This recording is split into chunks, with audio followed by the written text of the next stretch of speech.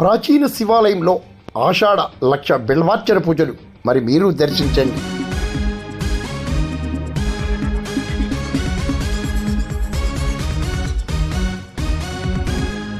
కాకినాడ జిల్లా మండల కేంద్రమైన పెదపూడి ప్రాచీన శివాలయంలో ఆషాఢ పౌర్ణమి లక్ష బిల్వార్చన పూజలు అంగరంగ వైభవంగా జరిగాయి. భక్త మండలి కమిటీ చైర్మన్ చింతపల్లి కామేశ్వరరావు ఆధ్వర్యంలో, అర్చకులు కొమ్మలపల్లి వెంకటరావు రాజాశర్మ ఆధ్వర్యంలో